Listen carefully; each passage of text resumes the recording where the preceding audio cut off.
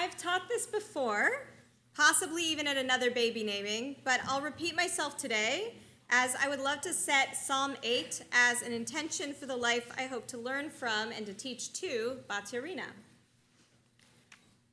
So first, Psalm 8, a translation adapted from Robert Alter. Adonai Adonenu ma'adir shimcha b'chol ha'aretz. Adonai our sovereign, how majestic your name in all the earth, whose splendor was told over the heavens. From the mouths of babes and sucklings you founded strength on account of your foes to put an end to enemy and stranger.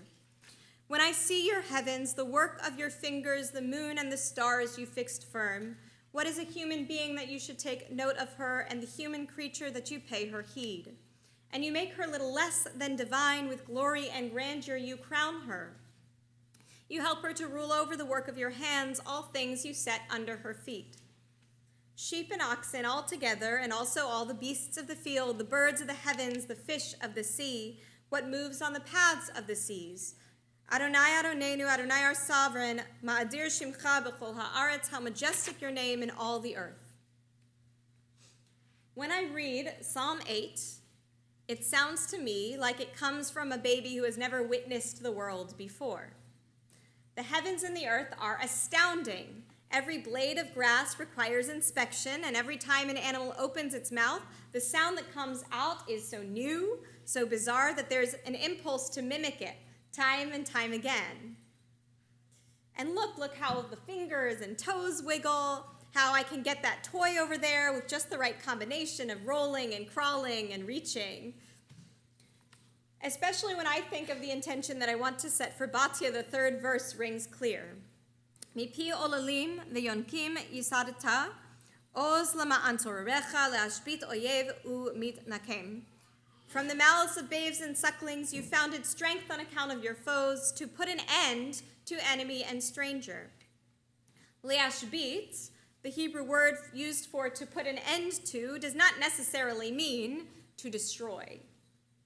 It's not to destroy enemy and stranger. It's the same root as Shabbat, to cease. When a baby is born, that baby has infinite potential for good, and that baby sees infinite potential for good in everyone she meets. She's not yet jaded enough to categorize someone as enemy or stranger. That comes later. She senses other humans. She may have preferences for some over others, but she does not yet hold that intense judgment or that jadedness that can lead many adults to a sort of dehumanization of the other. Every human being she meets has the potential for good. Liashbit oyev u'mitnakem, to put an end to. There is no such thing as enemy or stranger. So what would it be like for us to adapt just some of a baby's mind? When we go outside to see the world, even the same paths we are accustomed to walking each day, the same route we are accustomed to driving each day, as if we had never seen it before. When we hear of another person's accomplishments, or even when we accomplish something new ourselves, to express our amazement that human beings can do that. And perhaps most importantly, to greet each new person we meet with the potential of a newborn child.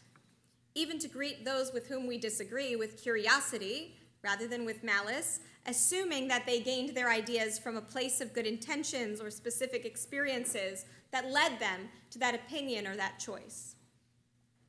So even just for a mindful half hour a day, I challenge you to practice that baby's mind, to welcome awe and delight anew, to greet each person with a clean slate, and to truly become vulnerable to the wash of emotions, even those we have otherwise been trained to temper.